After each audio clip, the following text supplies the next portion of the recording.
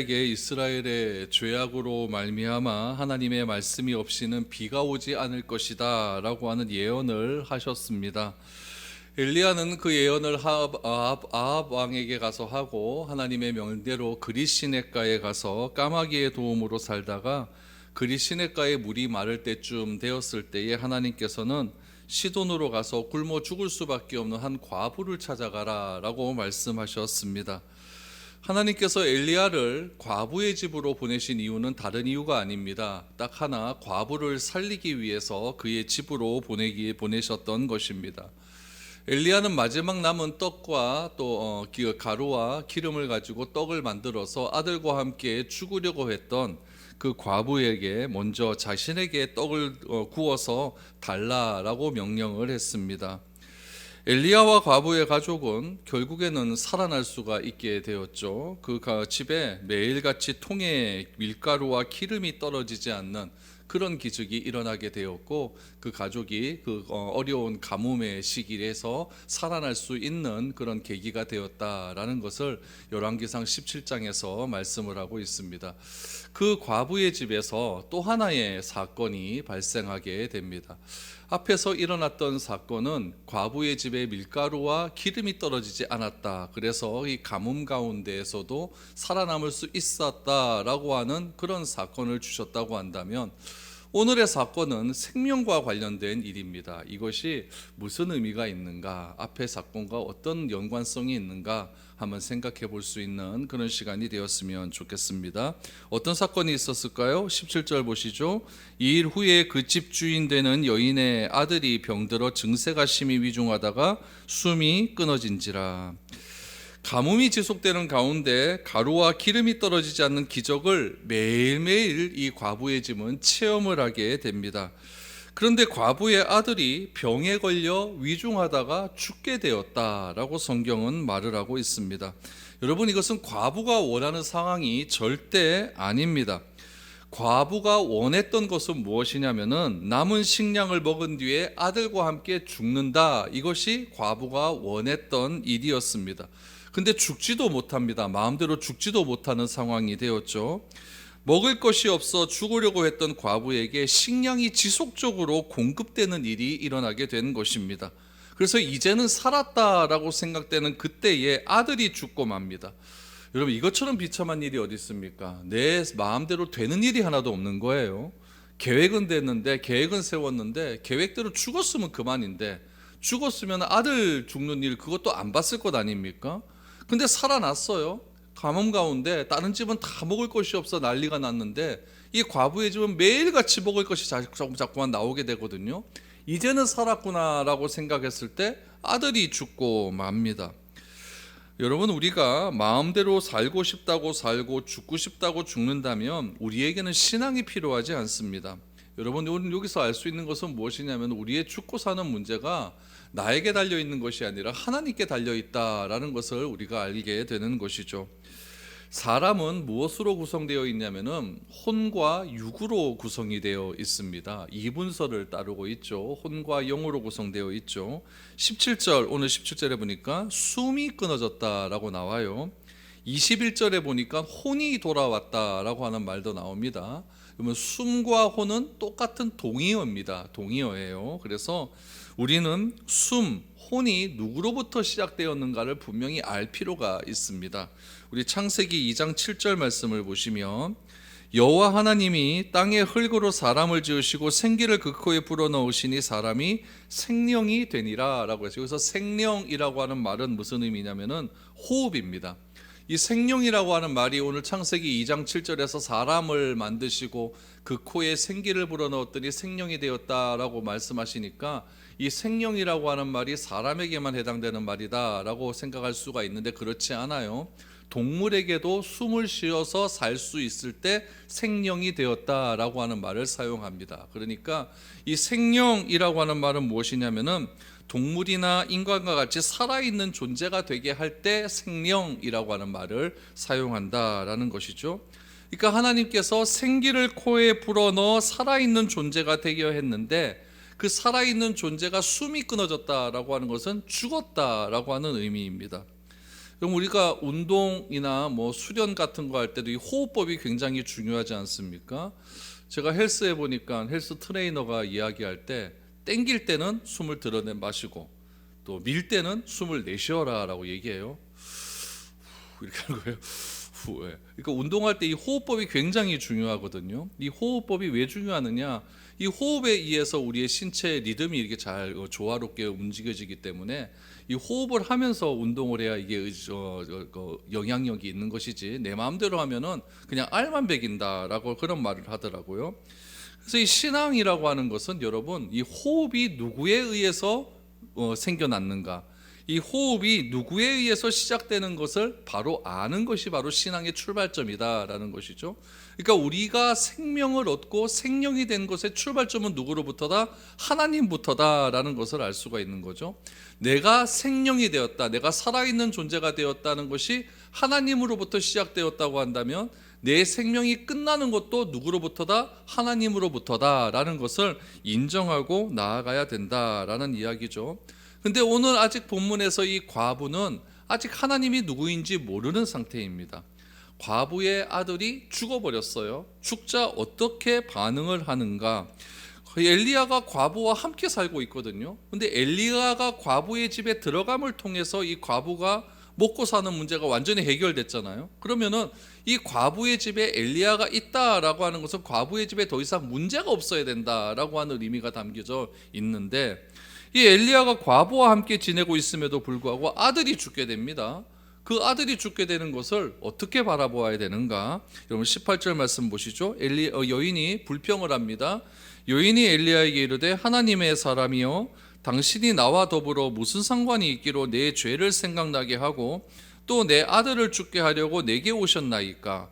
여러분 18절에서 그 당시에 배경 좀 상황, 이 죽음에 대한 죽음을 어떻게 생각하는지에 대한 배경이 나옵니다.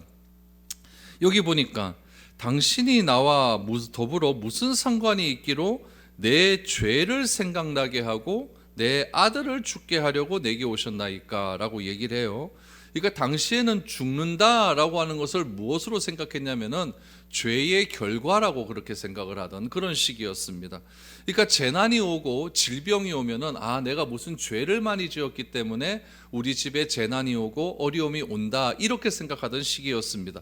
여러분 요즘은 이렇게 생각하면 안 됩니다. 요즘은 이렇게 생각하면 안 되는 거고 그 당시에는 그랬다라는 거예요.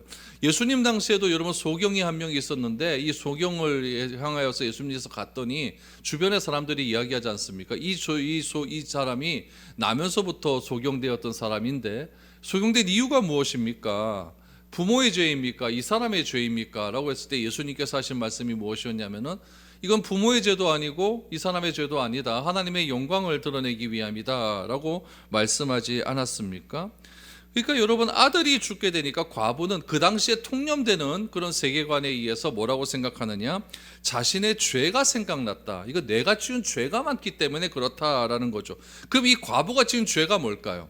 여러분 우리나라도 똑같아요. 집안에 과거에 그랬죠. 집안에 여자가 잘못 들어와서 남편이 사업이 안 되고 뭐 자녀들이 안 되고 이런 얘기를 많이 들어보지 않았습니까? 그러니까 유대 사람들도 똑같은 그 당시의 세계관이 똑같은 거예요. 내가 죄를 많이 지었기 때문에 남편이 먼저 가버린 거죠. 내가 죄를 많이 지었기 때문에 남편이 간 것도 모자라서 내 아들도 죽게 한다, 이거 다 나 때문이다, 이런 사고가 굉장히 많다는 이야기죠. 그러니까 내 죄를 생각나게 했다라는 것은 내 죄 때문에 남편이 죽었다, 이렇게 생각하는 사고를 가지고 있었던 거죠. 당신이 나와 무슨 상관이 있길래 내 죄를 생각나게 하느냐, 내 남편 죽은 건 나 때문인 것 같다, 근데 또 아들도 죽는다, 다 내 죄 때문이 아니냐, 막 이렇게 생각을 하기 시작을 하는 것이죠. 그러니까 남편 죽은 것도 서러워 죽겠는데 아들까지 죽었다, 그러니까 이 여인의 마음이 굉장히 막 죽을 것 같은 그런 마음이 들기 시작을 하는 것이죠.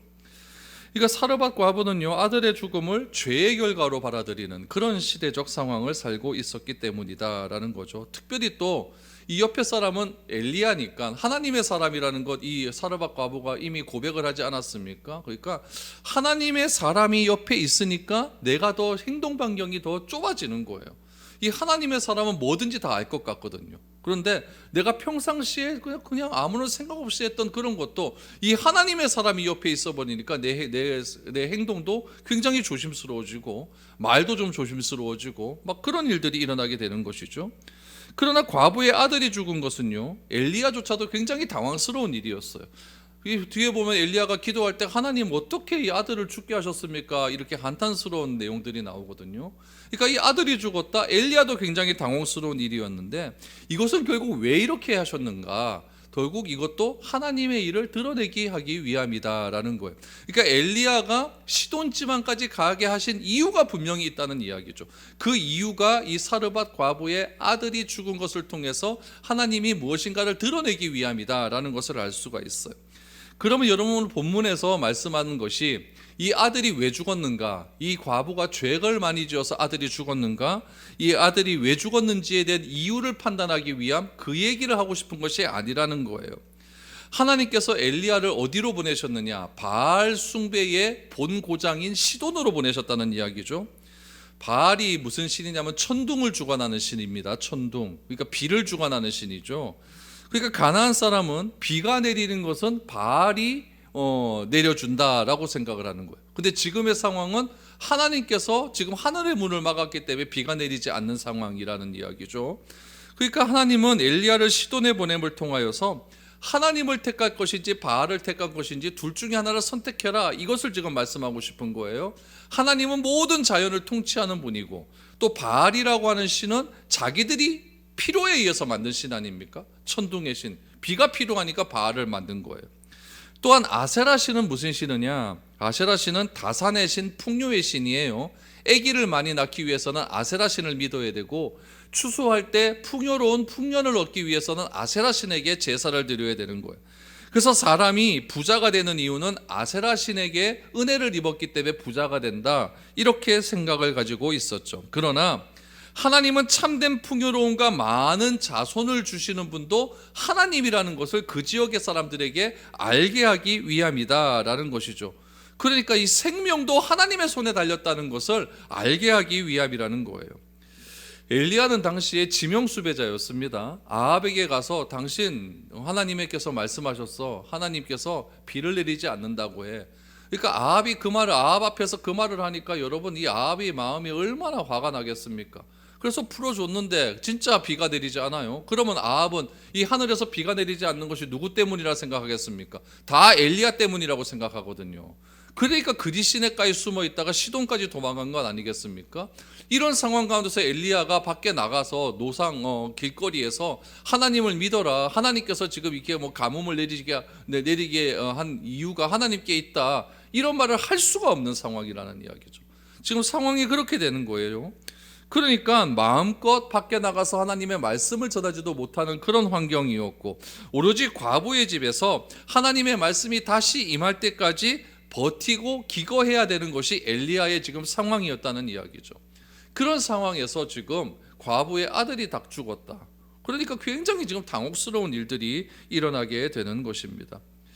결국 하나님께서는요, 하나님을 알지 못하는 시돈 땅에 엘리야를 보냄을 통하여서 이 과부 한 사람을 통해 하나님이 어떤 분이신지를 경험하게 하시는 겁니다. 이 과부에게 일단 첫 번째 경험되는 것이 무엇입니까?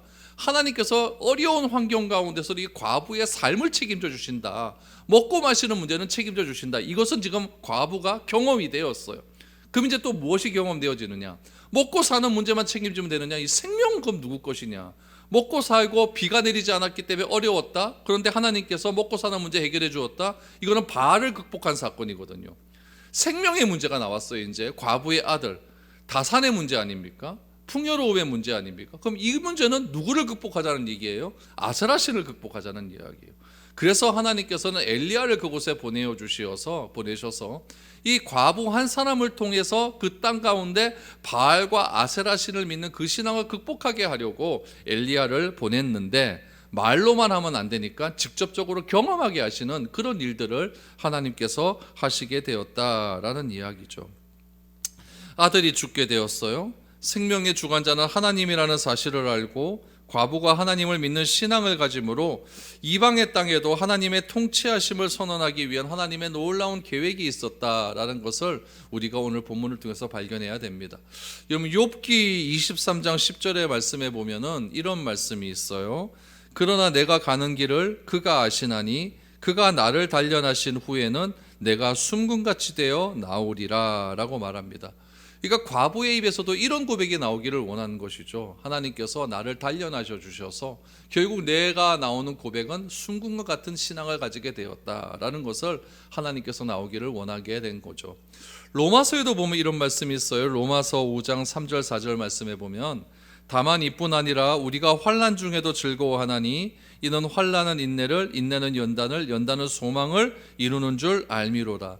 환난을 주신 이유는 무엇이다? 결론이 뭐다? 소망을 이루는 줄 알게 하기 위해서 환난을 주시는 거예요. 그러면은 과부의 소망은 무엇이었느냐? 아침마다 일어나서 과부가 가졌던 소망은 뭐냐면은 밀가루 단지를 열어보는 것이겠죠. 단지를 열어보니까 밀가루가 있어요, 없어요? 아, 됐다.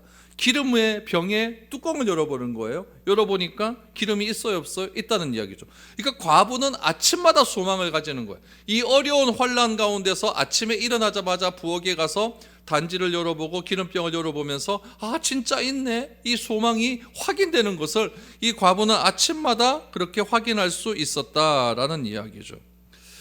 그래서 하나님께서는 과부가 단지 하루에 먹을 양식을 향한 소망을 가르쳤지만 하나님께서 진짜 과부에게 또 하나 심어주시기를 원했던 것은 생명은 바로 하나님께 달려있다라는 것을 알려주기를 원하는 거예요.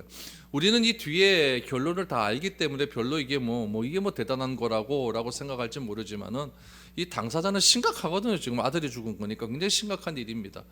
그냥 죽게 놔뒀으면 되는데 살려놔놓고 또 죽는 건 뭐냐, 이렇게 생각될 것 아니겠습니까? 그래서 엘리야는 과부가 그냥 아들이 죽게 되니까 막 울고 통곡하는 소리가 들리기 시작하는 거죠. 그래서 엘리야가 내려와 봤습니다.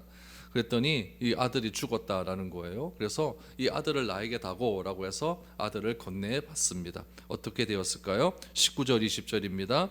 엘리야가 그에게 그의 아들을 달라 하여 그를 그 여인의 품에서 받아 안고 자기가 거처하는 다락에 올라가서 자기 침상에 누이고 여호와께 부르짖어 이르되 내 하나님 여호와여, 주께서 또 내가 우거하는 집 과부에게 재앙을 내리사 그 아들을 죽게 하셨나이까 라고 말합니다. 엘리야가 아들을 안고 어디로 갑니까? 다락으로 올라갔다라고 해요. 다락으로 올라갔다. 여러분 그 당시에 집안 구조를 좀 아셔야 됩니다. 1층에서는 누가 사느냐? 1층에는 거의 마구간입니다. 그러니까 소나 말이나 이런 동물들이 살아요. 2층에는 누가 사느냐? 본집 주인들이 사는 거예요. 3층 제일 꼭대기 다락방은 누가 사느냐? 최고로 귀한 손님이 왔을 때 다락방을 내줍니다. 여러분 1층에 이 소나 양들하고 말이랑 같이 사는 그 이유는 무엇이냐면은 해가 떨어지면 굉장히 춥거든요. 그러니까 이 동물들의 온기를 좀 얻고자 하는 그런 마음에서 이 동물들과 함께 살았어요. 근데 3층 꼭대기 다락방은 왜 가장 귀한 손님에게 주느냐? 여러분 이 팔레스타인 땅은 굉장히 습하거든요. 습하고 공기도 잘 안 통하고 덥덥한 그런 기후 지방이었기 때문에 지붕이 다락방이라고 하는 것은 통풍이 잘 된다는 이야기죠. 통풍이 잘 되고 이 창문을 열어놓으면은 아무래도 바람이 막 오고 가기 때문에 습도를 면할 수가 있는 그런 곳이었기 때문에 그 지역 사람들은 나그네들이 오면 제일 어디를 주느냐? 제일 꼭대기층 다락방을 줍니다. 다락방을 주고 자기들은 2층에서 살아가는 그런 배경이 있는 것이죠. 그러니까 엘리야가 지금 어디에서 거주하고 있는 거예요? 다락에 거주하고 있는 겁니다. 다락에 거주하고 있다라고 하는 사실은 사르밧 과부로부터 환대를 받고 있다라는 의미예요. 환대를 안 받으면 여러분 여기다 줄 필요가 없죠. 환대를 받고 있다라는 거예요. 그런데 이러한 환대에도 불구하고 과부가 큰 불행을 당하고 그곳에 체류하고 있는 엘리야는 굉장히 난처한 입장에 처해 있고 민망한 상황이 발생하게 되는 거예요. 하나님의 사람이 왔는데 이 집안에 자꾸 저주가 임한다? 이거 좀 이상한 상황 아니겠습니까? 그래서 엘리야가 하나님을 향하여 간절히 부르짖어 기도하죠. 이런 엘리야의 모습 속에서 하나님의 도움을 구하는 엘리야의 간절함을 우리가 볼 수가 있는 겁니다. 엘리야의 모습은요, 엘리야 자신도 하나님의 뜻을 충분히 깨닫지 못하는 상황이었다라는 것을 알 수가 있어요. 20절 다시 보시면 내 하나님이 여호와여 주께서 또 내가 우고하는 집 과부에게 재앙을 내리사 그 아들이 죽게 하셨나이까. 하나님께 지금 질문하고 있는 것 아닙니까? 부르짖으면서 질문하는 겁니다. 하나님 왜 죽게 하셨습니까? 자기도 잘 모르겠다는 이야기죠. 그래서 하나님께 굉장히 간절히 자기도 이해할 수 없는 상황이 왔었을 때 하나님께 기도합니다. 중요한 것은 무엇이냐면 엘리야는 자기가 이해가 되지 않는 상황이 왔었을 때 뭐 했다? 기도했다라는 것이 중요한 거예요. 그 결과 이스라엘의 하나님 여호와는 간구하는 자의 기도에 반드시 응답하신다는 것을 지금 알게 된다는 이야기죠. 우리의 생명이 어떻게 될지 아무도 알지 못합니다. 우리 야고보서에도 보면 이런 말이 있어요. 야고보서 4장 14절에 보니까 내일 일을 너희가 알지 못하는도다. 너희 생명이 무엇이냐? 너희는 잠깐 보이다가 없어지는 안개니라 라고 하지 않습니까? 우리는 안개와 같은 존재예요. 잠깐 있다가 없어지는 안개와 같은 존재이지만 우리의 생명은 하나님께서 주관하시고 하나님께서 우리의 생명을 책임지신다고 있다는 것을 늘 언제나 기억을 해야 된다는 거죠. 여러분, 하나님께서 우리의 생명을 책임진다는 것을 우리가 기억하며 나아가면은 여러분 우리가 교만해질 필요가 없는 거예요. 니도 없어지듯 잠깐 없어지는 안개고 나도 그런 안개인데 니나 내나 뭐 다 똑같은 존재인데 뭐 니가 잘났고 내가 잘났고 나는 못났고 뭐 이런 말 할 필요가 뭐가 있겠습니까?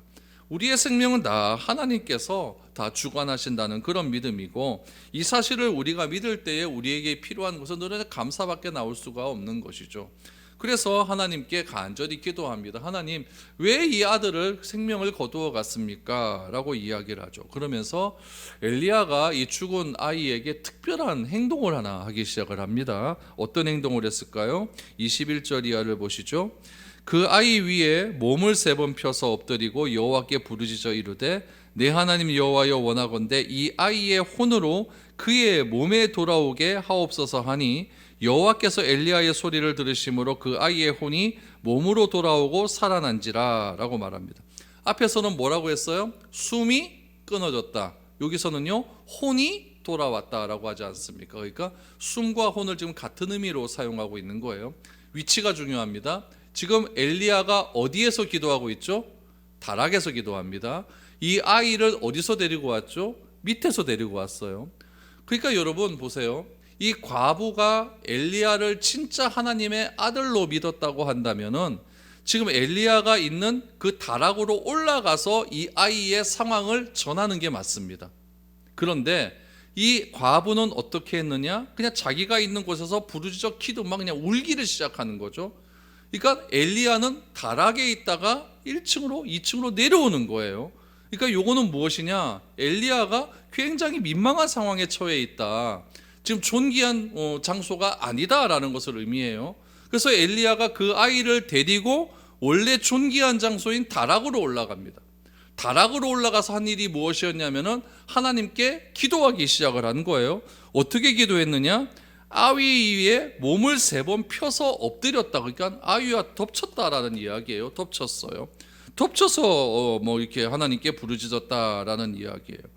여러분, 이런 행동이 무슨 의미겠습니까? 저도 잘 모르겠어요. 책 앞만 뒤져봐도 이게 무슨 내용인지 잘 정확하게 나오진 않습니다.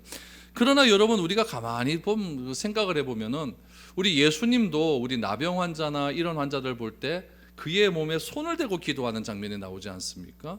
이 엘리야도 그런 의식인 것 같아요. 그래서 이 죽은 환자의 죽은 이 시신에 자기의 몸을 그대로 덮는 거죠. 덮어서 어떤 종교적인 의식을 행동하는 겁니다. 어떤 기도할 때에 그 당시에 있었던 어떤 제의적인 의식을 행했다라고 볼 수밖에 없는 이야기라는 이야기죠.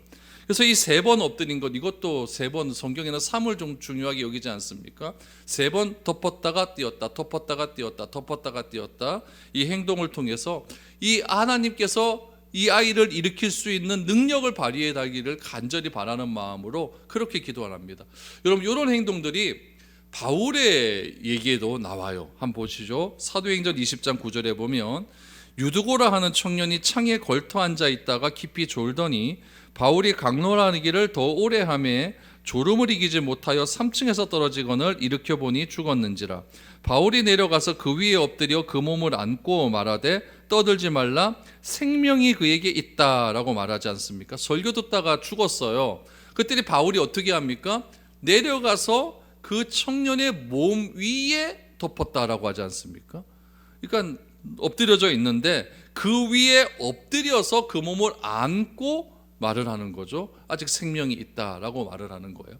죽었는데 생명이 있다. 그래서 이 유두고가 다시 살아났다. 그러니까 이런 행동 자체가 기도자가 행하는 간절한 어떤 제의적인 요소가 담겨져 있는 그런 모습이다라는 것을 알 수가 있는 것이죠. 그래서 엘리야가 이렇게 간절하게 기도를 한 거예요. 23절 24절 보시죠. 엘리야가 그 아이를 안고 다락에서 방으로 내려가서 그의 어머니에게 주며 이르되 보라, 내 아들이 살아났느니라. 여인이 엘리야에게 이르되 내가 이제야 당신은 하나님의 사람이시오 당신의 입에 있는 여호와의 말씀이 진실한 줄 알았노라 하니라 라고 말을 합니다. 아이가 죽었을 때는 엘리야는 다락방이 있는 것이 아니라 그냥 방으로 내려간 거예요. 그런데 이런 행동은 다락으로 상징되는 환대를 받게 했던 하나님의 선하심이 의심받고 있는 상황이거든요. 근데 다시 그 아이를 데리고 다락으로 올라갑니다. 다락에서 모든 것이 해결이 됐어요. 해결된 다음에 다시 내려가서 아이가 살았다라고 말을 하는 거예요. 똑같은 행동이 반복되지만은 그 의미는 다르다는 거예요. 첫 번째 행동은 엘리야가 굉장히 접대를 받았지만은 굉장히 민망한 상황에 처해져 있는 것이고, 두 번째 행동은 무엇입니까? 그 민망한 상황이 하나님의 살아계심으로 바뀌어가는 그런 행동으로 지금 옮겨져 가고 있다라는 이야기예요. 그러자 이 과부가 하나님에 대한 고백을 하기 시작을 하는데, 뭐라고 고백을 하느냐? 내가 이제야 당신은 하나님의 사람이시오 당신의 입에 있는 여호와의 말씀이 진실한 줄 아노라 라고 말합니다. 중요한 것은 당신의 입에 있는 여호와의 말씀이에요. 당신의 입에 있는 여호와의 말씀. 구약시대 때는요, 하나님은 인간에게 말씀하시는 하나님이었어요. 하나님이 선지자를 불러서 그 선지자에게 말씀하시면 선지자는 그 말씀을 백성에게 전했습니다. 그러니까 하나님은 침묵하심으로 자신의 존재를 감추시는 하나님이 아니라 사람에게 말씀하심을 통하여서 그 말씀을 들은 사람이 하나님의 말씀을 그대로 전달해서 하나님이 어떤 분이신지를 드러내는 시대가 구약의 시대였다는 이야기예요. 그러니까 하나님의 말씀을 들은 선지자는요, 항상 진실되게 얘기해야 되는 거예요.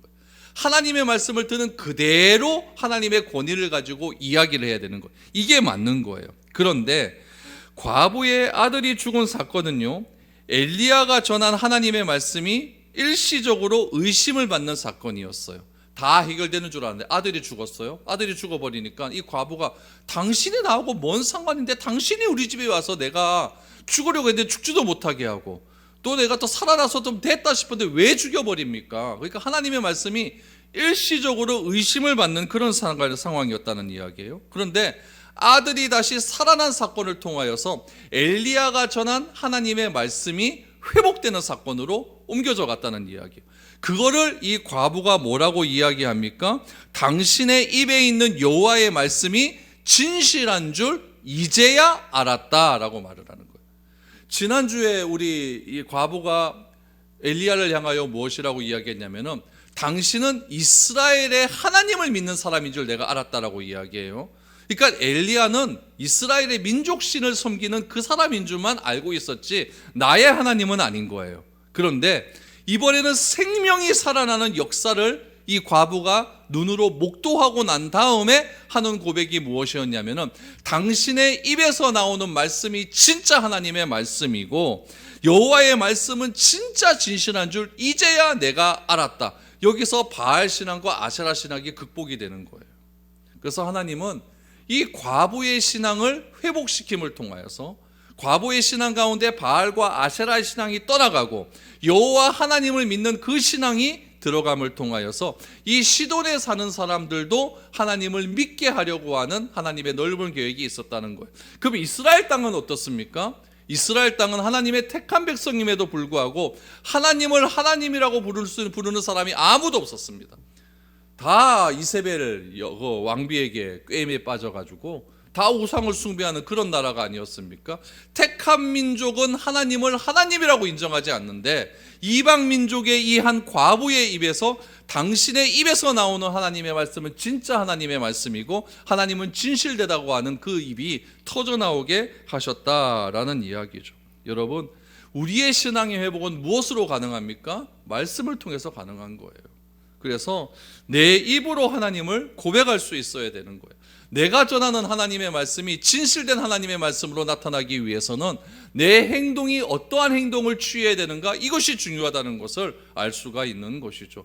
엘리야가 처음에부터 하나님의 사람인 줄 압니까? 몰랐어요. 그러나 엘리야가 전한 하나님의 말씀이 과부의 집에서 먹을 것이 해결되고 과부의 집에서 죽은 자가 살아나는 이 기적을 통하여서 진실로 하나님의 말씀인 줄 내가 알았다라고 하는 신앙 고백이 나왔다는 것은 참으로 우리의 삶이 중요하다는 것을 오늘 말씀을 통해서 알게 되는 것이죠. 그래서 우리가 추구해야 될 것은 하나님의 말씀은 참으로 진실되고 그 하나님의 말씀은, 진실된 하나님의 말씀은 나를 통해 드러난다라는 것을 우리가 꼭 기억했으면 좋겠습니다. 교회가 지탄받고 기독교가 지탄받는 그런 오늘날의 시대 속에서 우리가 어떠한 삶을 살아야 되는지를 오늘 본문을 통해서 알게 됩니다. 여러분의 저라는 그런 모든 삶의 행동 속에서 하나님이 드러나고 하나님의 말씀이 진실되다라고 여러분 주변의 사람들의 입을 통해서 드러날 수 있는 그런 믿음의 능력의 역사가 날마다 일어날 수 있기를 축복드립니다.